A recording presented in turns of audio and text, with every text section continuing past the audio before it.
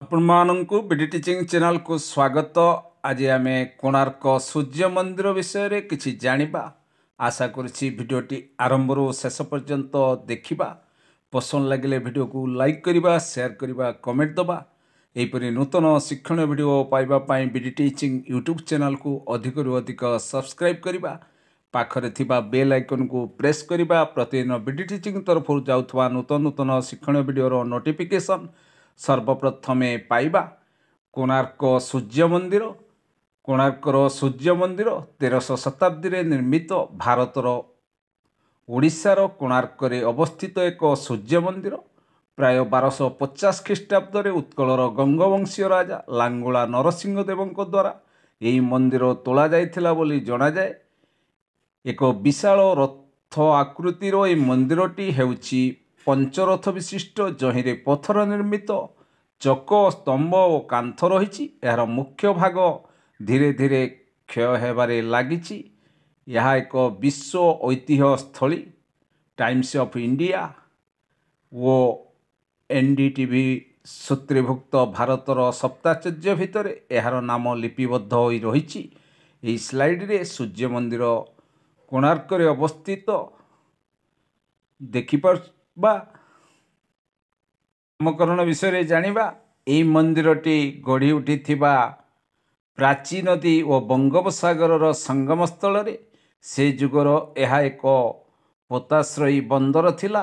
ଏହାର ନାମ ଥିଲା କୋଣଗର। କୋଣଗର ନାମ ଅନୁସାରେ ମନ୍ଦିରର ନାମ କୋଣାର୍କ ହୋଇଥିବା ବୋଲି ଅନୁମାନ କରାଯାଏ। କୋଣାର୍କ ଶବ୍ଦକୁ ବିଶ୍ଳେଷଣ କଲେ ଜଣାଯାଏ ଯେ ଏହା ସଂସ୍କୃତ ଶବ୍ଦ କୋଣ ଓ ଅର୍କର ସଂଯୋଗରୁ ତିଆରି ହୋଇଛି। କୋଣର ମାନେ ହେଲା ଗୋଟିଏ ପାଖ ଅଥବା ଦୁଇଟି ଦିଗ ବା ରେଖାର ମିଳନ ସ୍ଥାନ ଓ ଅର୍କର ଅର୍ଥ ହେଲା ସୂର୍ଯ୍ୟ। ଏହି ମନ୍ଦିରଟି ସୂର୍ଯ୍ୟଦେବଙ୍କ ପାଇଁ ନିର୍ମିତ ହୋଇଥିବାରୁ ଏହି ଜାଗାର ନାମ ଅନୁସାରେ କୋଣାର୍କ ହୋଇଛି ବୋଲି ମତ ପୋଷଣ କରାଯାଏ। ପାଶ୍ଚାତ୍ୟ ଦେଶର ନାବିକମାନେ ଏହାକୁ କୃଷ୍ଣ ପାଗୋଡ଼ା ଓ ପୁରୀ ଜଗନ୍ନାଥ ମନ୍ଦିରକୁ ଶ୍ଵେତ ପାଗୋଡ଼ା ନାମକରଣ କରିଥିଲେ। ଏହି ମନ୍ଦିରଦ୍ୱୟ ନାବିକଙ୍କ ନିମନ୍ତେ ପଥଚିହ୍ନ ଥିଲା। ନିର୍ମାଣ ଶୈଳୀ ଓ ଗଠନ ବିଷୟରେ ଜାଣିବା। କୋଣାର୍କ ମନ୍ଦିର କଳିଙ୍ଗ ସ୍ଥାପତ୍ୟ କଳା ଶୈଳୀରେ ତୋଳାଯାଇଥିଲା। ଗର୍ଭଗୃହଯୁକ୍ତ ମୁଖ୍ୟ ମନ୍ଦିରଟି 229 ଫୁଟ ଉଚ୍ଚ ଓ ମୁଖଶାଳା 128 ଫୁଟ ଉଚ୍ଚ। 13 ଫୁଟ ଉଚ୍ଚ ପଥର ଚଟାଣ ଉପରେ ବିମାନ ଓ ଜଗମୋହନ ରଥ ରୂପରେ ଗଢ଼ାଯାଇଥିଲା।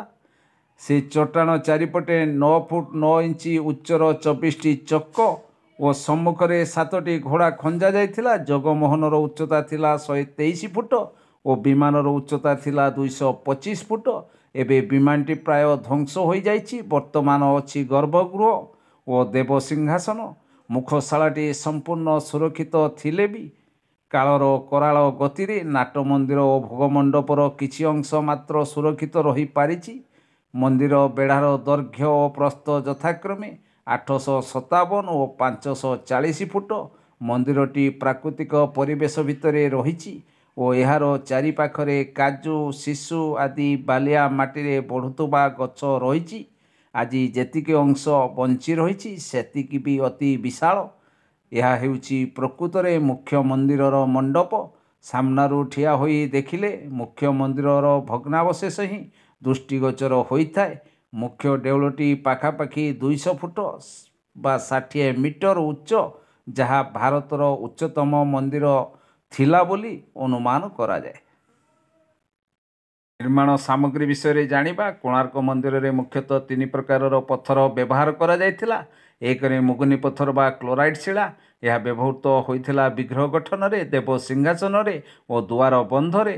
2ରେ ଲାଟେରାଇଟ୍ ଶିଳା। ଏହା ବ୍ୟବହୃତ ହୋଇଥିଲା ବେଦୀ ତଳେ, ସୋପାନ ଶ୍ରେଣୀରେ ଓ କାନ୍ଥର କିଛି ଅଂଶରେ। 3ରେ କୋଣ୍ଡାଲାଇଟ୍ ଶିଳା। ଏହା ବାକି ଜାଗାରେ ଉପଯୋଗ କରାଯାଇଥିଲା। ଏହା ଛଡ଼ା ଏହି ମନ୍ଦିରଟି ବୈଜ୍ଞାନିକ ପ୍ରଣାଳୀରେ ସଶକ୍ତ କରାଯାଇଥିବା ଅକ୍ସିଡାଇଜ୍ଡ ଫେରୁଜିନ୍ସ ସ୍ୟାଣ୍ଡଷ୍ଟୋନ୍ ଦ୍ୱାରା ନିର୍ମିତ ହୋଇଛି। ସ୍ଥାପତ୍ୟ ବିଷୟରେ ଜାଣିବା। 7ଟି ଚପଳ ଚଞ୍ଚଳ ଘୋଡ଼ାଙ୍କ ଦ୍ୱାରା ଟଣାଯାଉଥିବା ଏକ ବିଶାଳ ରଥ ଆକୃତିର ମନ୍ଦିରଟି ନିର୍ମିତ। ଏହାର ସର୍ବାଙ୍ଗରେ କାରୁକାର୍ଯ୍ୟ ଖୋଦେଇ କରାଯାଇଛି। ଏହି ମନ୍ଦିରର ମୂଳରେ ସୂକ୍ଷ୍ମ କାରୁକଳାର ଅତି ସୁସଜ୍ଜିତ 12ଟି ଚକ ରହିଛି। ଏହି ଚକଗୁଡ଼ିକ ହେଉଛି ମନ୍ଦିରର କେତୋଟି ପ୍ରମୁଖ ଆକର୍ଷଣ ମାନଙ୍କ ଭିତରୁ ଅନ୍ୟତମ। ଏହି ଚକମାନଙ୍କର ଅର ସୂର୍ଯ୍ୟ ଘଡ଼ିର କାମ କରିଥାଏ। ଏହି ଅରମାନଙ୍କର ଛାଇରୁ ସଠିକ୍ ସମୟ ବାରି ହୁଏ। ପିରାମିଡ଼ ଆକାରର ଏହି ମନ୍ଦିରର ଛାତ ପାଖାପାଖି 30 ମିଟର ଉଚ୍ଚ। ଖଜୁରହ ମନ୍ଦିର ପରି ଏହି ମନ୍ଦିର ଗାତ୍ରରେ ମଧ୍ୟ କାମ କଳାର ବହୁଳ ପ୍ରଦର୍ଶନ ହୋଇଛି। ଦୁଆରର ଦୁଇ ପାଖରେ ମନ୍ଦିରକୁ ଜଗି ରହିଛନ୍ତି ଦୁଇଟି ଦନ୍ତା ହାତୀଙ୍କୁ ପଦାନତ କରିଥିବା ଦୁଇଟି ଭୀମକାୟ ସିଂହ। ଏହି ହାତୀ ଦୁଇଟି ସାହିତ୍ୟ ମଣିଷକୁ ମାଡ଼ି ବସିଥିବାର ଦେଖାଯାଏ। ପ୍ରତ୍ୟେକ ପୁରାତନ ମନ୍ଦିର ପରି ଏଠାରେ ମଧ୍ୟ ମୁଖ୍ୟ ମନ୍ଦିର ପୂର୍ବରୁ ନାଟ ମନ୍ଦିର ରହିଛି, ଯେଉଁଠାରେ କଳାକାରମାନେ ଦେବତାଙ୍କ ଉଦ୍ଦେଶ୍ୟରେ ନୃତ୍ୟ ଗୀତ ପରିବେଷଣ କରିଥାନ୍ତି। ମନ୍ଦିରର ଅତ୍ର ତତ୍ର ସର୍ବତ୍ର ବିବିଧ ଫୁଲ ଓ ଜ୍ୟାମିତିକ ଢାଞ୍ଚାର ନମୁନା ଦେଖିବାକୁ ମିଳେ। ଏହାଛଡ଼ା ସ୍ଥାପତ୍ୟର ଆଉ କିଛି ନମୁନା ବା ଉଦାହରଣ ଜାଣିବା। ଏହାଛଡ଼ା ଅନେକ ପ୍ରକାରର ଦେବାଦେବୀ, ଯକ୍ଷ, ଗନ୍ଧର୍ବ, କିନ୍ନର, ନରସଙ୍ଗୀତ ଶିଳ୍ପୀ, ନଟ ନଟୀ, ପ୍ରେମୀ ଯୁଗଳ ଓ ଆନନ୍ଦ ଉତ୍ସବମୟ ଗ୍ରାମୀଣ ଜୀବନ, ଯୁଦ୍ଧ ଓ ଶିକାର ଆଦିର ଅସଂଖ୍ୟ ଚିତ୍ରଣ ଏଠାରେ ଦେଖିବାକୁ ମିଳେ। ତା ସହିତ କେତେକ ଜାତିର ପଶୁପକ୍ଷୀ, ପାଖାପାଖି 2000 ଆକର୍ଷକ ଓ ଜିଅନ୍ତା ଦିଶୁଥିବା ହାତୀ, ପୌରାଣିକ ଜୀବ, ନାନା ଜାତିର ଲତା ଓ ଜ୍ୟାମିତିକ ଢାଞ୍ଚାରେ ଭରା ଅଳଙ୍କୃତ ଓ ସମ୍ଭ୍ରାନ୍ତ ଓଡ଼ିଆ ସ୍ଥାପତ୍ୟର ଅନେକ କମକୁଟ ଦର୍ଶକଙ୍କୁ ବିମୋହିତ କରିବା ସହିତ ଏହାର ସଜୀବ ଚିତ୍ରଣ ଏହି ମନ୍ଦିରକୁ ଅନ୍ୟ ମନ୍ଦିରମାନଙ୍କଠାରୁ ପୃଥକ ଓ ଉତ୍କୃଷ୍ଟ ପ୍ରତିପାଦିତ କରେ। ମନ୍ଦିରର ଖୋଦିତ କାମୋତ୍ତୋଳକ ଚିତ୍ର ପାଇଁ ମଧ୍ୟ କୋଣାର୍କ ପ୍ରସିଦ୍ଧ। ଜୀବନର ଏହି କୋମଳ ଗୋପନ ମାଧୁର୍ଯ୍ୟକୁ ଏତେ ସୂକ୍ଷ୍ମ ଭାବରେ ଚିତ୍ରିତ କରିବା ଓଡ଼ିଆ କଳା ନୈପୁଣ୍ୟର ଶ୍ରେଷ୍ଠତା ପ୍ରତିପାଦନ କରେ। ମଣିଷେତର ସବୁ ପ୍ରକାର ପ୍ରାଣୀମାନଙ୍କର କାମକ୍ରୀଡ଼ାକୁ ଅତି ସଜୀବ ଭାବରେ ମନ୍ଦିର କାନ୍ଥରେ ଚିତ୍ରିତ କରାଯାଇଛି। ମନ୍ଦିରର ଇତିହାସ ବିଷୟରେ ଜାଣିବା। ଲାଙ୍ଗୁଳା ନରସିଂହଦେବ ମାତ୍ର 18 ବର୍ଷ ବୟସରେ ଦକ୍ଷିଣକୁ ଯୁଦ୍ଧ କରିବାକୁ ଯାଇଥିଲେ ଏବଂ ବିପୁଳ ଧନରତ୍ନ ଧରି 3 ବର୍ଷ ପରେ ଫେରିଲେ। ପିତା ଅନଙ୍ଗ ଭୀମଦେବ ସେ ଯାଏଁ ସିଂହାସନରୂଢ଼। ମାତା ଉପଦେଶ ଦେଲେ, ଯେଉଁ ବିପୁଳ ଅର୍ଥ ସେଥିରେ ଗୋଟିଏ ବିଶାଳ ସୂର୍ଯ୍ୟ ମନ୍ଦିର ଗଢ଼। କାରଣ ଓଡ଼ିଶାର 4ଟି ବିଶିଷ୍ଟ କ୍ଷେତ୍ର ମଧ୍ୟରୁ ଏକମାତ୍ର ଅର୍କ କ୍ଷେତ୍ରରେ ସେ ଯାଏଁ ଉପଯୁକ୍ତ ମନ୍ଦିରଟିଏ ଗଢ଼ା ହୋଇ ନଥିଲା। ଅନ୍ୟ 3ଟି କ୍ଷେତ୍ର ପୁରୀ, ଭୁବନେଶ୍ୱର, ଯାଜପୁର ଉଦ୍ୟୋଗ ଆରମ୍ଭ ହେଲା। ଦୂରଦୂରାନ୍ତରରୁ ପଥର ଆଣିବା ଆରମ୍ଭ ହେଲା ମନ୍ଦିର ଗଠନ ଆରମ୍ଭରୁ। କିନ୍ତୁ ଆଉ 5 ବର୍ଷ ଆଗକୁ ପ୍ରଥମ ନରସିଂହଦେବ ସେହି ବର୍ଷ ସିଂହାସନ ଆରୋହଣ କଲେ। ମାଦଳା ପାଞ୍ଜି ମତେ ମନ୍ଦିରର ଧ୍ୱଂସ ହେବାର କାରଣ ସପକ୍ଷରେ ବହୁ କିମ୍ବଦନ୍ତୀ ପ୍ରଚଳିତ। ମାଦଳା ପାଞ୍ଜିର ଅଭିଲେଖ ମତେ କଳାପାହାଡ଼ର ଓଡ଼ିଶା ଆକ୍ରମଣ କରି ବହୁ ମନ୍ଦିର ଧ୍ୱଂସ କରିଥିଲା। କୋଣାର୍କ ମନ୍ଦିର ଭାଙ୍ଗିବା ସହଜ ନଥିଲା, କାରଣ ଦେଉଳର ବେଧ 20ରୁ 25 ଫୁଟ ଥିଲା। କଳାପାହାଡ଼ ଏହି ମନ୍ଦିରର ଗଠନ ପ୍ରଣାଳୀ ଜାଣିଥିଲା। ସେ କଳସଟି ସ୍ଥାନଚ୍ୟୁତ କରିଦେବାରୁ କାଳକ୍ରମେ ପ୍ରସ୍ତର ସ୍ତର ବିକ୍ଷିପ୍ତ ହେଲା ଏବଂ କୋଣାର୍କ ମନ୍ଦିର ଧ୍ୱଂସ ଆଡ଼କୁ ଗଲା।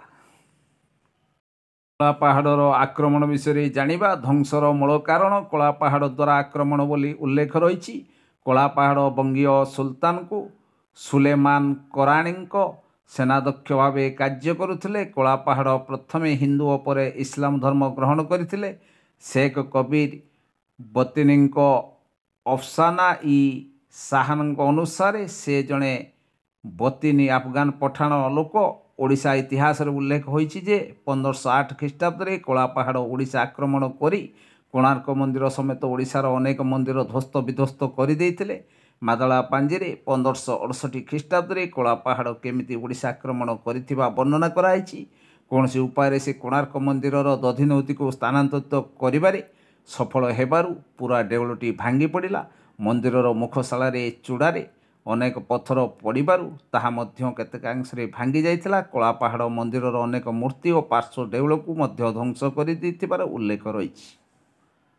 1568 ଖ୍ରୀଷ୍ଟାବ୍ଦରେ ଓଡ଼ିଶାର ମୁସଲମାନ ରାଜୁତି ସମୟରେ କୋଣାର୍କର ସୂର୍ଯ୍ୟ ଦେବତାଙ୍କ ମୂର୍ତ୍ତି ସ୍ଥାନାନ୍ତରିତ କରାଯିବା ପରେ ଏଠାରେ ସୂର୍ଯ୍ୟ ପୂଜା ବନ୍ଦ ହୋଇଯାଇଥିଲା। ଏହା ଫଳରେ ଦେଉଳକୁ ଉଭୟ ତୀର୍ଥଯାତ୍ରୀ ସମାଗମ କମିଥିଲା। ଧୀରେ ଧୀରେ ଜନସମାଗମ କମିଯିବାରୁ ଏହା ଲଙ୍ଗଳାକୃତ ହୋଇ ରହି ଯାଇଥିଲା। ସମୟକ୍ରମେ ଶତ୍ରୁ ଆକ୍ରମଣରୁ କୋଣାର୍କ ବନ୍ଦର ମଧ୍ୟ ବନ୍ଦ ହୋଇଗଲା।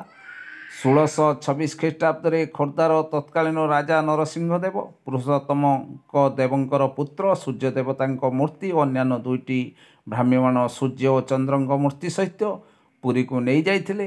ଏବେ ସେହି ମୂର୍ତ୍ତିମାନ ଜଗନ୍ନାଥ ମନ୍ଦିର ବେଢ଼ାରେ ଥିବା ଏକ ମନ୍ଦିରରେ ପୂଜା ପାଉଛନ୍ତି। କୋଣାର୍କ ମନ୍ଦିରର ମୁଖଶାଳାରେ ଏକ ବିଶାଳ ଶିଳାଖଣ୍ଡରେ ନିର୍ମିତ ଏକ ନବଗ୍ରହ ମୂର୍ତ୍ତି ରହିଥିଲା। ଖୋର୍ଦ୍ଧାର ତତ୍କାଳୀନ ରାଜା ଏହାକୁ ସ୍ଥାନାନ୍ତରିତ କରିଥିଲେ। ସେ ଏହାକୁ ପୁରୀ ଜଗନ୍ନାଥ ମନ୍ଦିରରେ ଖଞ୍ଜିଥିଲେ। ମରଠା ଶାସନ କାଳରେ ପୁରୀ ଶ୍ରୀମନ୍ଦିର ବେଢ଼ାର କିଛି ଅଂଶ କୋଣାର୍କରୁ ନିଆଯାଇଥିବା ପଥରରେ ତିଆରି କରାଯାଇଥିବା ସବୁ ମନ୍ଦିର ଭିତରୁ କୋଣାର୍କ ମନ୍ଦିରର ନାଟ ମନ୍ଦିର ଅନେକ ଦିନ ପର୍ଯ୍ୟନ୍ତ ଯଥାବତ୍ ତିଷ୍ଠି ରହିଥିଲା। ପରେ ଏହାକୁ ମରାଠା ଶାସକମାନେ ଏକ ଅନାବଶ୍ୟକ ସଂରଚନା ବୋଲି ମନେକରି ଭାଙ୍ଗି ଦେଇଥିଲେ। 1779ରେ ଜଣେ ମରାଠା ସାଧୁ ଏଠାକାର ଅରୁଣ ଖମ୍ବକୁ ନେଇ ପୁରୀ ଜଗନ୍ନାଥ ମନ୍ଦିର ସିଂହଦ୍ୱାର ସାମ୍ନାରେ ସ୍ଥାପନ କରାଇଥିଲେ। ତେଣୁ ଅଷ୍ଟାଦଶ ଶତାବ୍ଦୀର ଶେଷ ଆଡ଼କୁ କୋଣାର୍କ ମନ୍ଦିର ଧୀରେ ଧୀରେ ପରିତ୍ୟକ୍ତ ହୋଇ ଜଙ୍ଗଲ ଓ ବାଲିରେ ଲୁପ୍ତ ହୋଇ ହିଂସ୍ର ଜନ୍ତୁ ଓ ଦସ୍ୟୁମାନଙ୍କର ଆଡ୍ଡାସ୍ଥଳୀରେ ପରିଣତ ହୋଇଥିଲା। ଚୁମ୍ବକ ଓ ଭାସମାନ ମୂର୍ତ୍ତି ବିଷୟରେ ଜାଣିବା। ସ୍ଥାନୀୟ ଲୋକେ ଓ ପଥ ପ୍ରଦର୍ଶକମାନେ କହିବା ଅନୁସାରେ କୋଣାର୍କ ମନ୍ଦିରର ପ୍ରତି ଦୁଇଟି ପଥର ଭିତରେ ଗୋଟିଏ ଲେଖାଏଁ ଲୁହା ପ୍ଲେଟ୍ ଦିଆଯାଇଥିଲା, ଯାହା ଆଜି ବି ଦେଖିବାକୁ ମିଳେ। ଦେଉଳକୁ ଲୁହା ବିମ୍ ଦେଇ ମଜବୁତ କରାଯାଇଥିଲା। ଦଧିନଉତି ବା ମନ୍ଦିର ଚୂଡ଼ାରେ 52 ମେଟ୍ରିକ୍ ଟନ୍ର ଏକ ବିଶାଳ ଚୁମ୍ବକ ଖଞ୍ଜା ଯାଇଥିଲା, ଯାହାକୁ 1200 ବଢ଼େଇ କରିପାରି ନଥିଲେ। ତାହା 12 ବର୍ଷର ବାଳକ ଶିଳ୍ପୀ ପୁତ୍ର ଧରମା କରି ଦେଖାଇଥିଲା। ଏହି ଚୁମ୍ବକ କାରଣରୁ ଦେଉଳଟି ସମୁଦ୍ର କୂଳର ପ୍ରତିକୂଳତାରେ ପ୍ରଭାବିତ ନ ହୋଇ ମଜବୁତ ହୋଇ ଠିଆ ହୋଇପାରିଥିଲା। ମୁଖ୍ୟ ପ୍ରତିମା କୌଣସି ସିଂହାସନରେ ବସି ନଥିଲା। ଖଞ୍ଜା ଯାଇଥିବା ଅନେକ ଚୁମ୍ବକର ଶକ୍ତି ବଳରେ ଏହା ଶୂନ୍ୟରେ ଭାସମାନ ଥିଲା। ମନ୍ଦିରକୁ ଏମିତି ଭାବରେ ନିର୍ମାଣ କରାଯାଇଥିଲା ଯେମିତିକି ସୂର୍ଯ୍ୟଙ୍କର ପ୍ରଥମ କିରଣ ନାଟ ମନ୍ଦିର ଦେଇ ଗର୍ଭଗୃହସ୍ଥ ମୁଖ୍ୟ ପ୍ରତିମାଙ୍କ ନାଭିରେ ସଂଯୁକ୍ତ ହୀରାରେ ପ୍ରତିଫଳିତ ହେଉଥିଲା।